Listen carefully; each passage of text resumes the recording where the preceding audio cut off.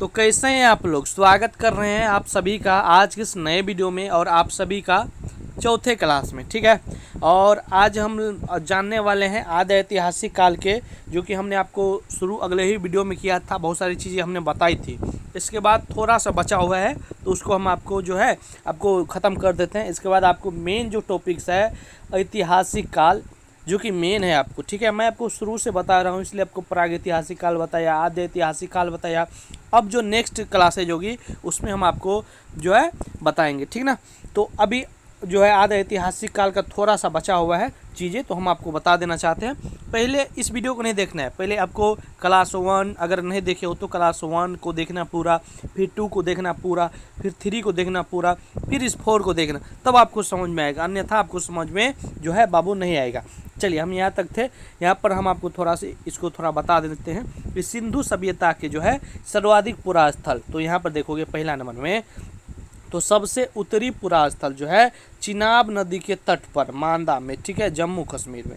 इसके बाद सबसे दक्षिणी पुरा स्थल गोदावरी नदी के तट पर जो है यहाँ कहाँ पर है, दाइमाबाद, जिला अहमदनगर, महाराष्ट्र में। ठीक है, यहाँ तक हम आपको पहले ही बता दिए थे। थोड़ा इसको हम बड़ा कर लेते हैं, छोटा लग रहा है देखने में ना।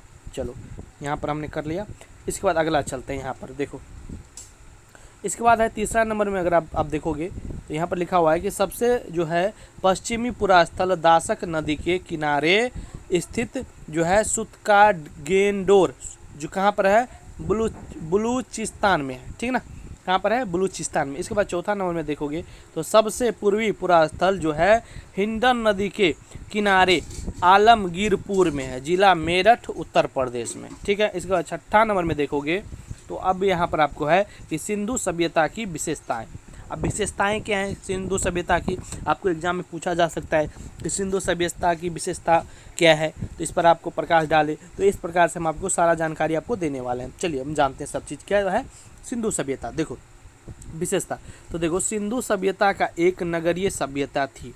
क्या थी ये सिंधु सभ्यता की एक क्या थी बाबू, नगरीय सभ्यता थी। ये दुनिया की पहली व्यवस्थित सभ्यता थी। कौन सा सभ्यता थी, व्यवस्थित। ठीक है ना, आपको पढ़ना है कि व्यवस्थित, थोड़ा पढ़ने में हिचकिचाहट हो जाती है तो सॉरी इसके लिए चाहेंगे। व्यवस्थित सभ्यता थी। सिंधु सभ्यता के जो है मुख्य निवासी द्रविड़ माने जाते हैं। कौन माने जाते हैं, सिंधु सभ्यता के मुख्य निवासी द्रविड़ माने जाते हैं। ठीक है, आपको डाउट क्लियर हो रहा है। स्वतंत्रता के बाद हड़प्पा संस्कृति के सबसे ज़्यादा स्थल गुजरात में खोजे गए।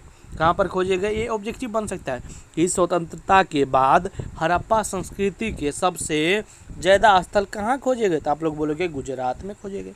यहाँ से आपको क्लियर हो रहा है डाउट। इसके बाद है कि सिंधु सभ्यता की लिपि भाव चित्रात्मक थी। यहाँ पर पूछेगा कि सिंधु सभ्यता की लिपि कैसी थी, तो भाव चित्रात्मक थी, और यह लिपि दाईं से बाईं ओर लिखी जाती थी। अब यहाँ से पूछेगा कि सिंधु सभ्यता की लिपि मतलब कि किधर से किधर लिखी जाती थी, तो आप बोलोगे दाईं से बाईं लिखी जाती थी। तो इस प्रकार से आपका डाउट्स भी क्लियर होते जा रहा है। ठीक है, इसके बाद हम यहाँ पर समझेंगे। अगला है कि लेकिन यदि अभिलेख बड़ा होता था तो पहले दाईं से बाईं और लिखते थे और दूसरी लाइन बाईं से दाईं जो है लिखी जाती थी।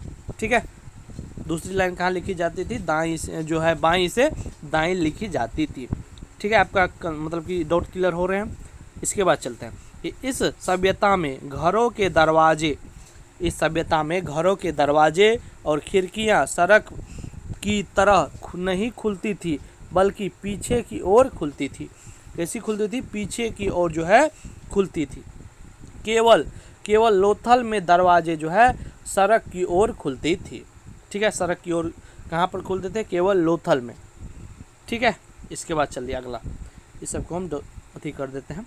इसके बाद देखो, इस सभ्यता की मुख्य फसल क्या थी, गेहूं और जौ थी। इस सभ्यता की मुख्य फसल कौन थी, गेहूं और जौ थी।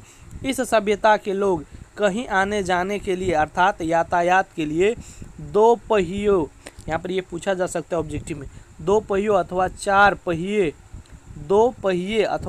पहिए की गाड़ी यानी बैलगाड़ी मतलब बैल में जो लगा हुआ रहता है, बैल जो घिसता है, बैलगाड़ी या भैंसा गाड़ी का प्रयोग करते थे। किसका, बैलगाड़ी या तो भैंसा गाड़ी का प्रयोग करते थे। ठीक है, इसके बाद हम चलेंगे अगला स्टेप में है कि अगला स्टेप में क्या है, यहाँ तक हमने आपको बता दिया था। इसमें है कि सिंधु सभ्यता के लोग धरती को उर्वरता की देवी मानते थे। ठीक है, उर्वरता की क्या मानते थे, देवी मानते थे, इसीलिए इनकी पूजा भी करते थे। सिंधु सभ्यता के समय में मातृदेवी की उपासना सर्वाधिक प्रचलित थी। सिंधु सभ्यता में स्त्री मृण मूर्तियाँ यानी मिट्टी की मूर्तियाँ अधिक मिली थी, इसलिए ऐसा अनुमान लगाया गया है कि सिंधु सभ्यता या सैंधव समाज मातृसत्तात्मक था। क्या था, मातृसत्तात्मक था। ठीक है, इसके बाद अगला चलते हैं। यहाँ पर इस घाटी में पाए गए नगरों में किसी भी मंदिर के साक्ष्य नहीं मिले हैं। ठीक है, सिंधु सभ्यता के लोगों द्वारा पशुओं में कुबर वाला सांड विशेष रूप से पूजे जाते हैं। यहाँ पर ये ऑब्जेक्टिव आपको बन रहा है, आप जितने सारे मैं आपको PDF जो ये दे रहा हूँ इसको आप लिखते भी चलो। ठीक है, तो आपको ज़्यादा समझ में आएंगे आगे।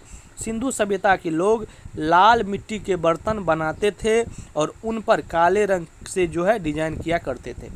सिंधु सभ्यता के लोग मनोरंजन के लिए निम्न तरीके अपनाते थे, जैसे शिकार करना, मछली पकड़ना, पशुओं पक्षियों को क्या करना, पास में लड़ाना, चौपर एवं पासा खेलना, तो ये सब अपना करते थे। ठीक है, इसके बाद अगला है कि सिंधु सभ्यता के लोग तलवार से परिचित नहीं थे। वे लोग सूती ऊनी वस्त्रों का प्रयोग करते थे। पर्दा प्रथा भी इस समय थी। इसके बाद अगला क्या है, इसको हम मिटा देते हैं। इसके बाद है कि मेसोपोटामिया के अभिलेखों में मेहुला शब्द का वर्णन किया गया है, जिसका अभिप्राय सिंधु सभ्यता से है। पिगट ने हड़प्पा एवं मोहनजोदड़ो को एक विस्तृत साम्राज्य की जुड़वा राजधानी कहा है। बस इतना ही बची थी, इतना चीज़ आपको हमने बता दिया अभी। ठीक है, क्या आपको बताया था, थोड़ा इस पर आपको गौर देना 6 नंबर में कि सिंधु सभ्यता की विशेषता जो हमने अभी आपको बताया, थोड़ा बारीकी से बताया कि इसमें क्या हुआ, क्या सब खेलते थे, किसे पूछते थे, सब चीज़ हमने आपको बताया। ठीक है, ये क्लास आपकी छोटी हुई, और अगर आप पिछले की क्लासेज नहीं देखे हो तो शुरू से लेकर अंत तक देखना, आपको सब चीज़ आपको समझ में आएगी। मैं गारंटी के साथ कह सकता हूँ, अगर आप इस क्लास को, सभी क्लासेस को देखोगे ना, तो ये सेमेस्टर के लिए ही नहीं एग्ज़ाम है बाबू। आप किसी भी एग्ज़ाम में बैठोगे ना, कंपटीशन के एग्ज़ाम में, तो वहाँ पर यहाँ से क्वेश्चन आपको बहुत ज़्यादा मिलने वाले हैं। ठीक है, समझ चुके हो आप लोग। वीडियो कैसा लगा है ज़रूर बताइएगा। आज की क्लास को हम यहीं पर ख़त्म करते हैं, और अब जो मोस्ट इम्पोर्टेंट क्लासेज होगी, अब होगी मोस्ट इम्पोर्टेंट क्लासेज, जहाँ से आपके एग्ज़ाम में क्वेश्चंस बहुत ज़्यादा आने वाले हैं। ठीक है, सबसे ज़्यादा आने वाले हैं क्वेश्चंस, जो क्लासेज अब होगी। अब तो हमने यहाँ तक आपको बता दिया, लाइन से बताया, जिससे आपको सब चीज़ समझ में आए।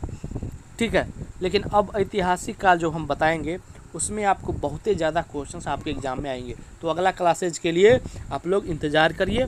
धन्यवाद।